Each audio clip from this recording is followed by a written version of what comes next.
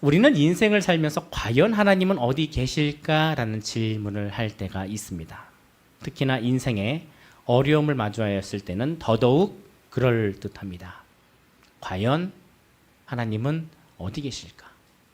하나님은 나와 함께 하실까? 조금 더 나아가서요. 과연 하나님은 조금 적극적인 질문 혹은 조금 부정적인 질문이라면 정말로 하나님은 살아계실까? 아마 초대교회 성도님들도 그러지 않았을까 싶습니다.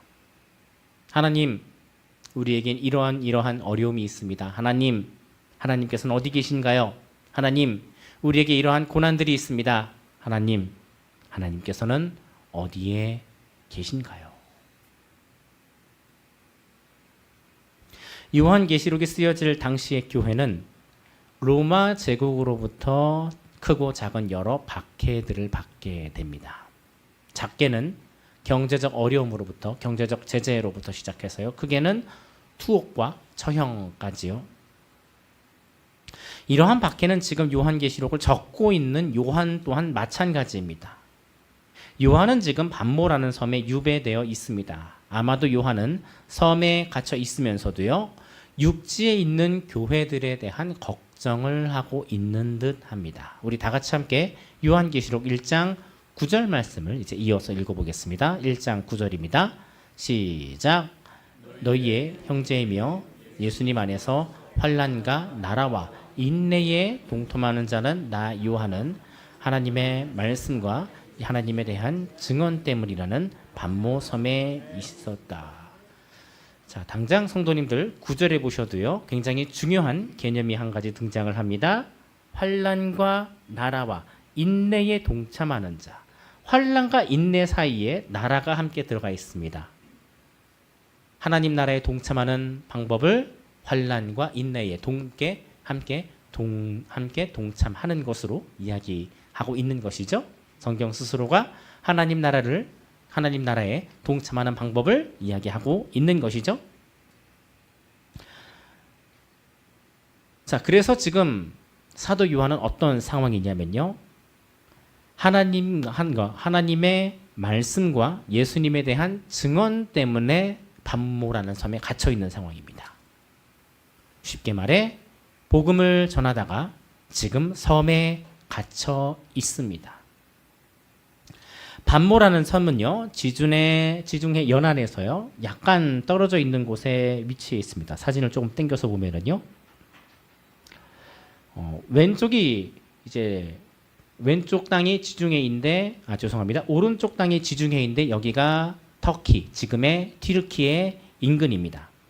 네, 터키 앞바다에서 튀르키예 앞바다에서 약 50km 정도 떨어져 있습니다. 배를 타지 않고서는 섬에서 나올 수가 없어요. 요한은 지금 여기에 갇혀 있어요. 아마 요한이 뱃사람이기 때문에 웬만한 거리면은 아마 헤엄쳐 나왔을 수도 있겠습니다. 그런데 아마 이곳에 요한을 갖다 놨다라는 건 헤엄쳐서 나오기 쉽지 않은 그런 장소일 듯합니다. 섬 크기는 대략 가로 세로 한 1km 내외입니다. 좀 작은 마을 규모예요. 한번 육지에서 한번 또 바라보면은요, 섬에서 육지를 향해 바라보면 이런 모습이에요. 아마 당시에 요한은 여기에서 육지를 바라보면서 교회를 위해 기도하고 있지 않았을까 싶습니다. 요한이 딱 육지를 바라보고 있는 이 시점이 요한이 7교회를 향해 바라보는 그 시점입니다. 그러던 어느 날입니다. 어느 날과 다를 것 없는 어느 주일날, 사도 요한에게 큰 음성이 들려옵니다. 자, 10절과 11절 읽어보겠습니다. 내가 주님의 날에 성령의 감동을 받고 내 뒤에서 나는 나팔 소리와 같은 큰 소리로 들었는데 말씀하시기를 내가 본 것을 책에 기록하여 그것을 7교회 곧 에베소, 서머나, 버가모, 두아디라, 사데, 빌라델비아, 라오디게아로 보내라 라고 하였다. 주님의 날은요, 주의 날, 곧 주일을 뜻합니다. 우리가 알고 있는 예배 드리는 날 바로 오늘과 같은 주일이요. 네, 주일날 저희는 사도 요한이 주일날 받은 말씀을 함께 묵상하고 있네요. 일부 이단들 중에서는요, 초대교회에 주일날 예배드린 적이 없다라고 하는데, 여기 보시면 이렇게 주의 날, 주일 10절 한 번만 띄워주시겠습니까? 네, 여기 보시면요, 이렇게 주님의 날, 주의 날, 주일이라는 표현이 버젓이 들어가 있습니다.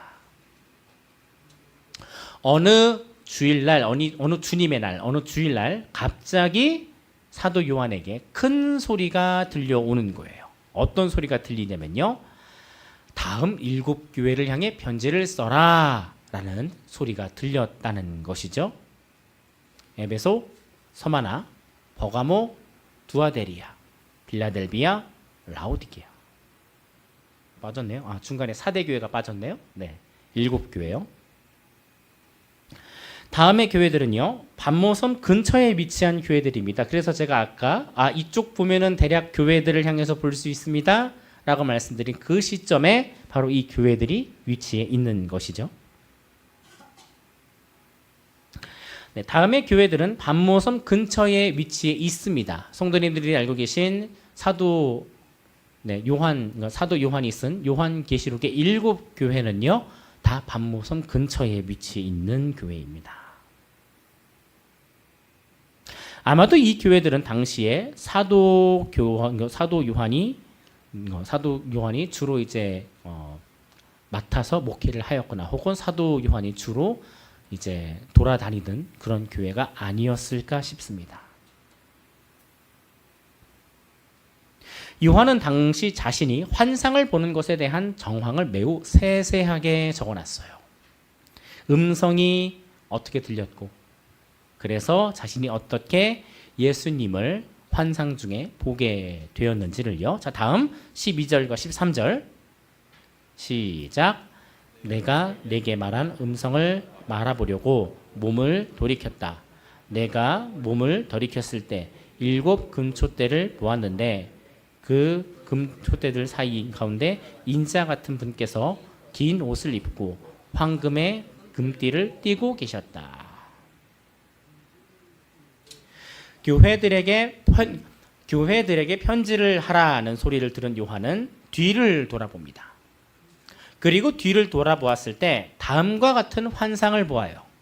촛대들 사이에서 인자 같은 분께서 긴 옷을 입고 금띠를 띠고 계신 모습을요. 요한은 반모섬에서 예수님에 대한 환상을 보는데요. 그 환상을 보는 그 정황을 매우 세세하게 적어놨어요. 몸을 돌이킬 때 예수님을 보는데 돌이키다라는 단어를요 무려 2번이나 적어놓습니다.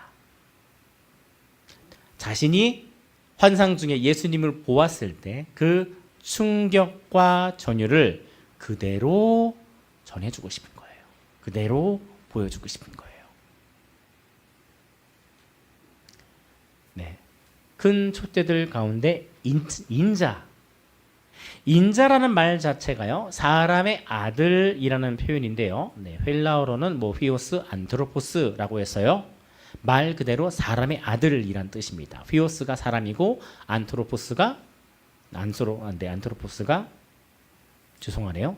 네, 잘못 말했습니다. 휘오스가 아들이고요. 네, 안트로포스가 사람입니다. 이것을 우리가 가진 성경에서는요, 사람 인자에 아들 자자를 사용해서 표현해요. 그래서 인자라는 표현은요, 예수님이 자기 자신을 말할 때 사용하는 표현입니다. 사도 요한도 이를 잘 알고 있고요. 그래서 인자 같은 이라는 표현을 사용할 때 예수님의 제자였던 사도 요한은 이분이 예수님인 것을 충분히 알았을 것이에요. 예수님의 제자니까요. 예수님과 함께 밥을 먹고 예수님과 함께 잠을 자고 예수님과 함께 지금껏 살아온 함께한 세월이 있으니까요.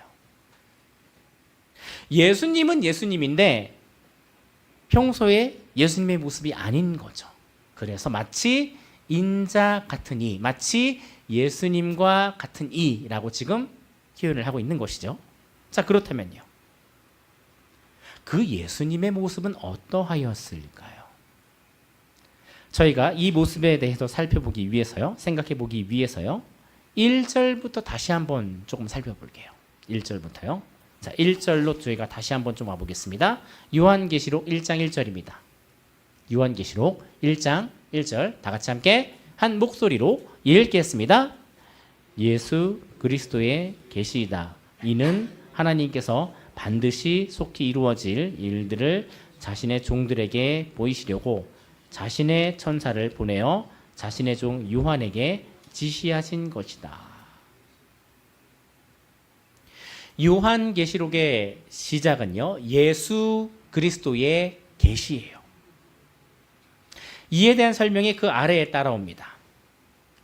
하나님께서 예수님에게 주신 것이고요, 예수님은 다시 천사들을 통해서 요한에게 줍니다. 천사들을 통해서 주었기 때문에 이것이 환상의 모습으로 나타납니다. 그리고 요한은 이 편지를 교회들에게 전달을 해요. 자, 이번에는요 4절을 읽어보실게요. 요한계시록 1장 4절 시작. 요한은 아시아에 있는 7 교회에 편지를 쓴다. 지금도 계시고 전에도 계셨고 장차 오실 분과 그분의 보좌 앞에 있는 7 영과, 전에도 계시고 지금도 계시고 장차 오실 분이 누구실까요? 누구실까요? 셋 중에 한 분이실 거예요. 성부 하나님, 성자 예수님, 성령 예수님. 성령 예수님, 죄송합니다. 자꾸 오늘 말이 자꾸 이상하게 나옵니다. 성부 하나님, 성자 예수님, 성령 하나님. 네. 성령 하나님, 성령님은 그 아래에서 말을 하고 있습니다. 그분은 보좌 앞에 있는 7 영, 성령님을 7 영으로 표현하는 이유는요, 7 교회와 함께 하신다는 의미예요. 7 교회와 함께 하신다는 것은요, 본문 안에 있는, 본문에 등장하는 아시아의 7 교회를 나타낼 수도 있지만요, 7이라는 숫자가 가진 상징성이 있어요. 완전함이라는 상징성이요. 완전이라는 상징성이요. 완전한 숫자라는 상징성이에요. 하나님께서 천지를 창조하실 때 7일 동안 창조하시고요, 7이라는 숫자가 가진 완전함이라는 의미가 있습니다. 동서남북을 뜻하는 4라는 숫자, 바로 땅을 뜻하는 거죠. 그리고 하늘을 뜻하는 삼층천, 하늘을 뜻하는 3이라는 숫자, 이 숫자를 합치면은 7이라는 숫자가 나옵니다. 하늘과 땅을 더하였으니 온 우주를 나타냅니다. 7이라는 숫자 자체가요. 7 교회는요, 그저 지역 교회로서의 의미만이 아니라 시간과 공간을 초월하여 온 우주의 교회 전체를 나타내는 것이에요. 자, 그러면은요, 지금도 계시고 전에도 계셨고 장차 오실 분이 누구실까요? 자, 이번에는 또 5절을 읽어보실게요. 5절 시작. 신실하신 증인이시요 가운데서 처음 나신 분이시며 땅의 아들의 왕이신 예수 그리스도께로부터 오는 평강, 은혜와 평강이 너희에게 있을지어다. 우리를 사랑하셔서 그분의 피로 우리의 죄에서 우리를 해방하시고. 5절에 가보시면 여기에서 예수님이 등장을 하는데요, 앞서 말씀드린 것처럼 전에도 계셨고 지금도 계시고 장차 오실 분이 하나님이, 성부 하나님이시라면요, 지금 보시는 4절과 5절은 삼위 하나님 전체를 나타내는 표현이 될 수 있습니다. 자, 이것이 무슨 말이냐? 자, 다시 한번요.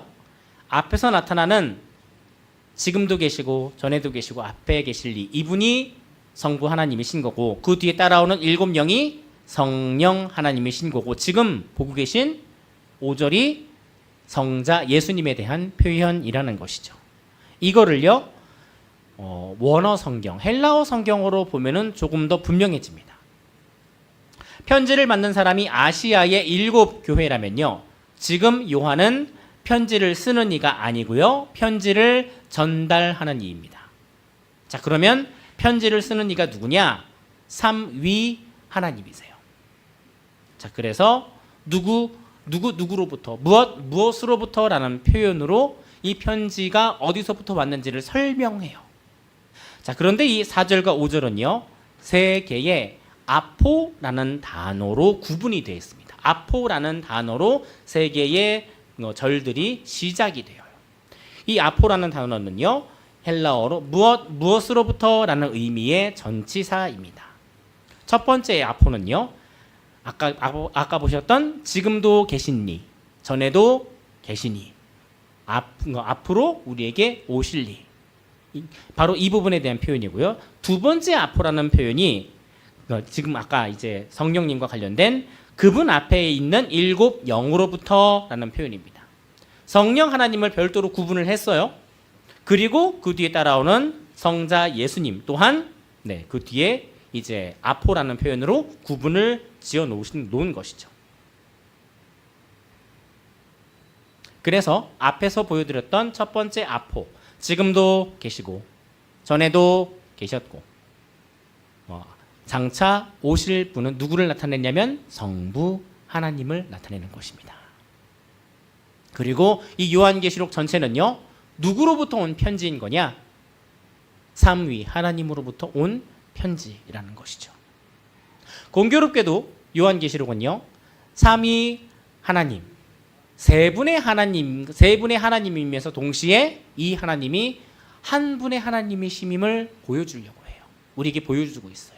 그래서 어떤 모습들이 있냐면 구절들이 간혹 성부 하나님 같은데 성자 예수님 같은 모습이 있고요. 또 더러는 성자 예수님 같은데 성부 하나님 같은 모습을 보여주기도 합니다. 왜냐하면 서로가 이 세 분이 다 각기 다른 위를 가지고 있으면서도요. 한 하나님이시기 때문에요. 그리고 이 모습이 너무나도 요한계시록 1장 가운데요. 정확하게 들어가 있는 거죠.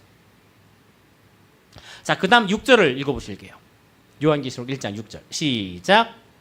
하나님 곧 그분의 아버지를 위하여 나라와 제사장들로 삼으신 분께 영광과 능력이 영원 무궁히 있을지어다.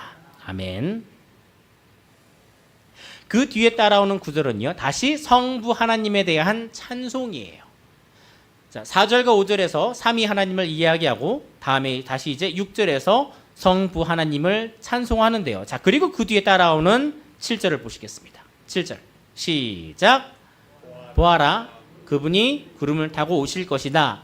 각 사람의 눈이 그분을 볼 것이고 그분을 찔렀던 자들도 볼 것이며 땅의 모든 족속이 그분으로 말미암아 통곡할 것이니 그렇게 될 것이다. 아멘. 구름을 타고 오시느니 또 찔렀던 자들도 볼 것이며 이러한 표현들을 봤을 때 이 모습이 예수님처럼 보입니다. 자, 그런데 이 구절이요. 동일한 구절이 어디에 또 들어가 있냐면 스가랴서에 들어가 있습니다. 저희가 스가랴서를 다음 달에 묵상할 텐데요. 원래는 스가랴서를 묵상하고 요한계시록을 묵상하면 좋습니다. 스가랴서의 내용을 통해서 왜냐하면 요한계시록이 뒤에 쓰여져 있으니까요. 그래서 스가랴서를 먼저 보고 봤으면 더 좋았을 텐데 순서가 조금 바뀌어서 좀 아쉽습니다. 스가랴서 12장에 가면 이런 표현이 있어요. 다윗의 집과 예루살렘에 사는 주민들에게 은총과 애원하는 영을 부어줄 것이다. 그들이 곧 그들이 찌른 자를 바라보게 될 것이니 그들이 그를 위하여 마치 외아들을 잃고 울듯이 슬피 울 것이며 맏아들을 잃고 통곡하듯이 그를 위해 통곡할 것이다. 스가랴서의 맥락에서 나는 성부 하나님이 됩니다. 자, 그래서 요한복음 1장 7절에서 다시 1장 7절로 와서요. 자, 1장 7절로 와서요. 1장 1절이고요. 1장 7절의 모습이 성자 예수님의 모습을 담고 있으면서도요. 네, 이 모습은 이 구절은 성부 하나님에 대한 표현일 수 있습니다. 왜 그러냐면은 6절과 8절이 모두 성부 하나님에 대한 찬송과 표현이거든요. 다음 또 8절로 가보실게요. 8절. 8절. 시작. 주 하나님께서 말씀하시기를 나는 알파와 오메가이다. 지금도 있고 전에도 있었으며 장차 올 자이고 전능한 자라라고 하셨다. 네, 8절에서도 주 하나님, 네, 성부 하나님에 대해서 이야기를 하고 있고요.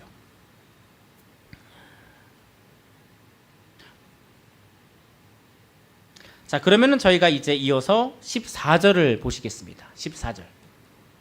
네, 14절. 시작. 그분의 머리와 머리카락은 흰 양털과 눈처럼 희고 그분의 눈은 불꽃 같았고. 14절에 묘사하고 있는 분은 성자 예수님이에요. 자, 첫 번째 모습. 요한 스스로가 이분을 인자 같으니. 죄송합니다. 네. 자, 첫 번째로요.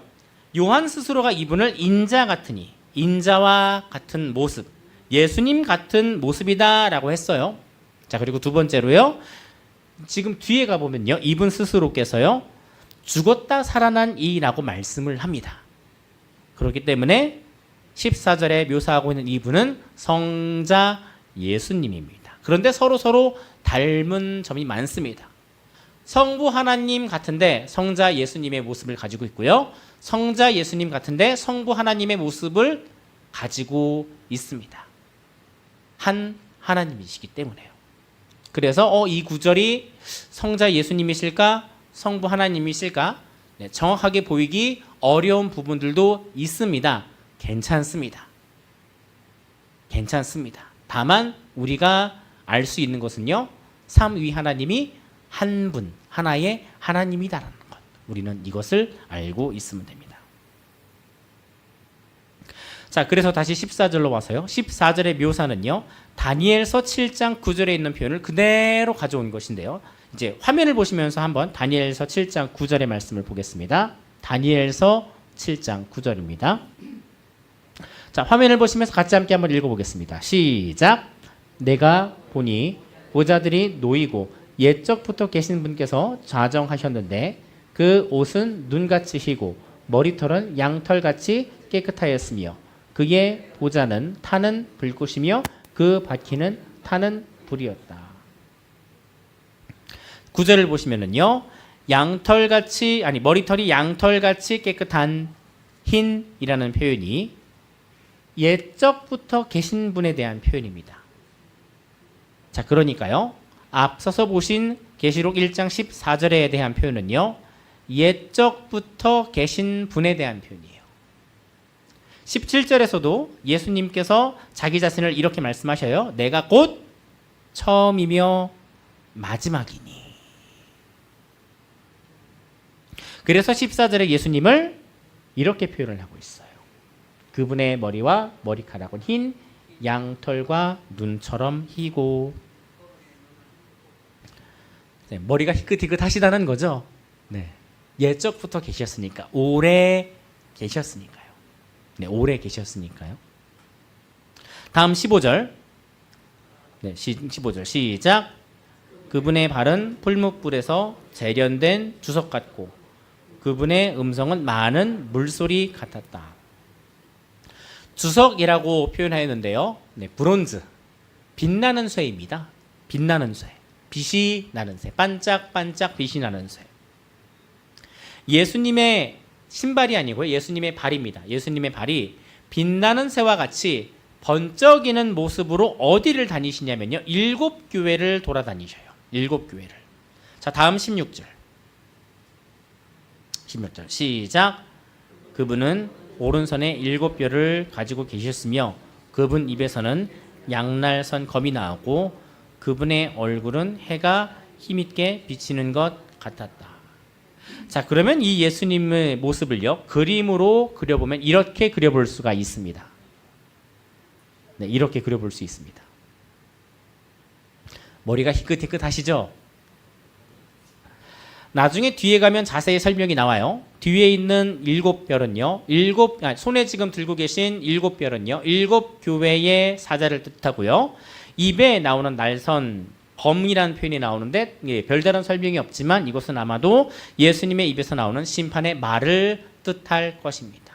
왕의 말이 그 한마디 한마디에 위엄과 권위가 있는 것처럼요.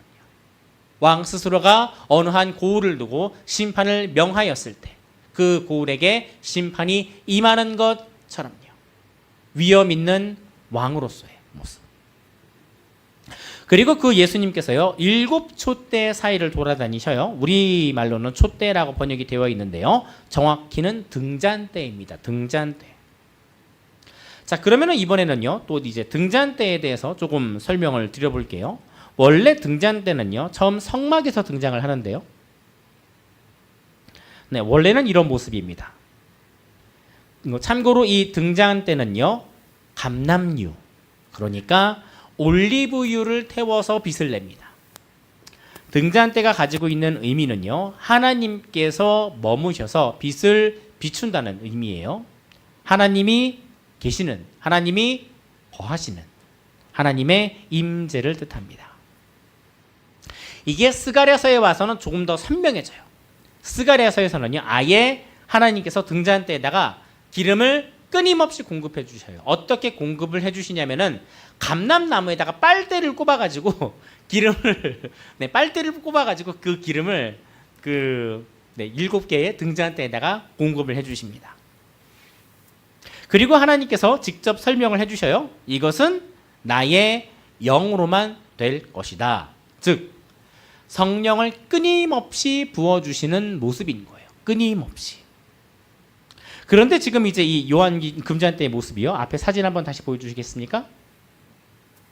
요한계시록에 와서는 한데 모여있던 금잔대가 각각에 보면은 흩어지게 됩니다. 이게 상당히 조금 그림상으로도 상당히 의미가 있습니다.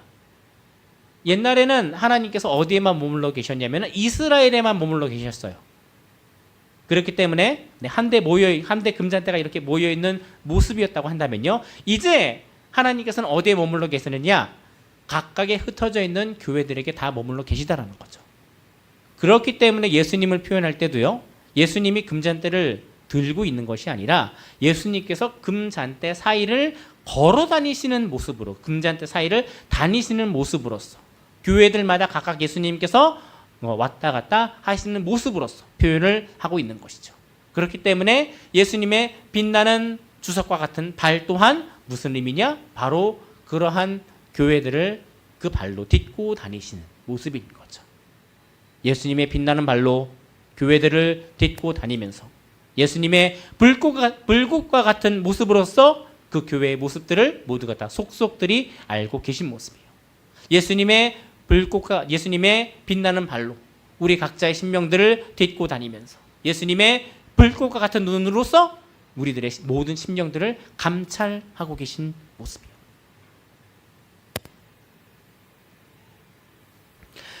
이러한 예수님을 요한이 보았을 때 요한의 반응은 어떠했을까? 이번에는 17절을 같이 한번 읽어보시겠습니다. 요한계시록 1장 17절 다 같이 함께 한 목소리로 읽겠습니다. 내가 그분을 보았을 때 그분 앞에서 죽은 자처럼 엎드려졌는데 이때 이분이 오른손을 내게 얹고 말씀하시기를 두려워 마라. 내가 곧 처음과 마지막이며. 한번 생각해 보시겠습니다. 사도 요한입니다. 예수님과 가장 가깝게 지낸 세 제자 중에 한 명입니다. 특히나 예수님과 사도 요한 같은 경우에는 많은 분들께서 굉장히 내적 친밀도가 높았을 것이다 라고 이야기를 하기도 합니다. 그만큼 예수님과 가깝게 지낸 제자라는 것이죠. 그런데 그 제자가요, 지금 예수님을 보았을 때 예수님에 대한 반응은 두 가지입니다. 엎드렸어요. 엎드렸는데 어떻게 엎드렸어요? 죽은 자처럼 엎드렸어요. 왜 요한은 그냥 엎드린 것도 아니고 죽은 자처럼 엎드렸을까요? 도대체 예수님에게 무엇을 느꼈길래, 예수님에게서 무엇을 경험했길래 요한은 죽은 자처럼 엎드린 걸까요? 보통 어떨 때 이런 모습을 하게 될까요? 이러한 모습은 백성 한 명을 말 한마디로 심판할 수 있을 정도의 위험을 가지고 있는 왕에게 하는 행동이 아닐까요? 죽은 자처럼 엎드려 있다라는 것은, 죽은 자처럼 있다라는 것은 그 왕이 그 백성을 살릴 수도 있고 죽일 수도 있는 권한을 가지고 있는 존재이기 때문에, 그래서 죽은 자처럼 엎드리는 것이 아닐까요? 요한계시록 1장 가운데 담겨있는 예수님의 모습은 왕으로서의 모습입니다. 그것도 그냥 왕이 아니죠. 모든 세상의 왕들 위에 계신, 왕들 위에 왕으로서의 모습인 거죠. 왕들 위에 왕으로서의 모습이요. 온 지역과 온 세대를 통틀어서 그 모든 왕들 위에 계신 왕으로서의 모습이요. 그러한 위험 있는 분을 마주하게 되었으니, 그리고 그러한 위험을 사도 요한이 마주하게 되었으니 그 앞에서 엎드릴 수밖에 없을까요? 엎드릴 수밖에 없을까요? 그런데 그 예수님께서 지금 어디를 다스리고 계신 거예요? 교회를 다스리고 계신 거예요. 그 예수님께서 교회와 함께하고 계신 것이에요. 그 예수님께서 교회들마다 돌아다니시는 것이에요. 그 예수님께서 그 교회의 지도자들을 모두 다 예수님의 손 위에 쥐고 계신 거예요. 함께 따라해 보겠습니다. 예수님께서는 지금도 영광과 권능으로 교회를 다스리십니다. 네, 한 번만 더 따라해 보겠습니다. 예수님께서는 지금도 영광과 권능으로 교회를 다스리십니다. 우리는 교회와 우리 자신을 다스리는 하나님을, 삼위 하나님을 두려움으로 인정해야 합니다. 두려움으로 인정해야 됩니다. 왕으로서의 예수님을 마주하였을 때 죽은 듯이 엎드린 요한처럼 우린 왕 대신 예수님을 두려움과 떨림으로 마주할 수 있어야 합니다. 왕 대신 예수님을 두려움과 떨림으로, 왕 대신 예수님을 두려움과 떨림으로. 우리가 말씀을 대할 때, 우리가 말씀을 마주할 때 그러한 두려움과 그러한 떨림이 없다고 한다면요, 우리들 스스로에 대해서 우리가 심각하게 되돌아봐야 할 필요가 있습니다.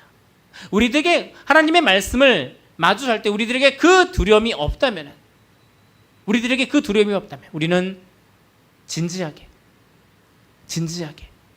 예수님을 왕으로 모시고 있는지에 대한, 내 스스로가 예수님을 왕으로 여기고 있는지에 대해서 우리 스스로가 돌아볼 수 있어야 할 것입니다.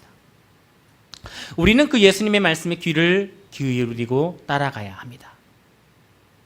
하나님께서는 이 말씀을 읽고 듣고 지키는 자에게 복이 있다고 하십니다. 공교롭게도 이러한 모습은, 이러한 표현은 어디에도 들어가 있는 표현이냐면 시편 1편에도 들어가 있는 표현이기도 합니다. 또 이러한 모습을요, 또 공교롭게도 성경을 살펴봤을 때요, 성경에서 처음 복을 말하기 시작하는 부분이 또 어디에서부터냐면요, 창세기부터이기도 해요. 참 공교로워요. 창세기에서부터 시작한 하나님께서 사람에게 주시는, 하나님께서 우리에게 주시는, 우리에게 허락되어 주시는 그러한 복이요, 지금 어디에게까지 이어져 오는 것이냐? 요한계시록에까지 이어져 오고 있는 것이죠.